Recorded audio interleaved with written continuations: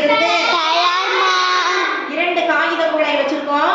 அதை நம்ம மாட்டுப்பால் வச்சிருக்கோம், பசுமாட்டுடைய பால் வச்சிருக்கோம். ரெண்டு பேரும் மை உறிஞ்சி வச்சிருக்காங்க. அதுல இருந்து இந்த பாலை உறிஞ்சி அவங்க அந்த டிராப்பை விட போறாங்க. என்ன நடக்குதுன்னு பார்க்க போறோம். தயாரா நீங்க? ரெண்டு மாவுலயே மை உறிஞ்சி எடுத்துட்டாங்க. வாங்க இப்ப நான் 1 2 3 சொன்ன பிறகு ஒரே நேரத்துல நீங்க வச்சுக்கோங்க. வைங்கப்பா. 1 2 3 சொன்னதுமே என்ன பண்ணணும்? பிரஸ் பண்ணணும். அது எப்படி அந்த பால் கிடைக்குதுன்னு பார்க்கலாம். 1 2 3 அழுத்துங்க.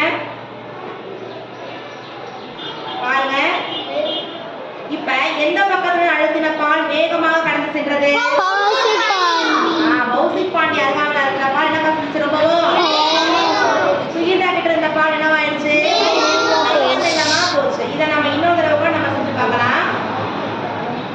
நல்லா அழுத்திட்டு ஒதுங்கி பால் வாங்க எடுத்துக்கோங்க.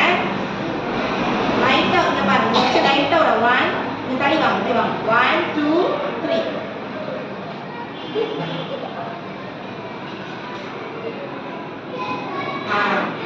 பாருங்க. இப்ப நான் அடுத்த பால் என்ன செய்யுது? மெதுவாக போகுது. அந்த பக்கத்துல வேகமாக போச்சு.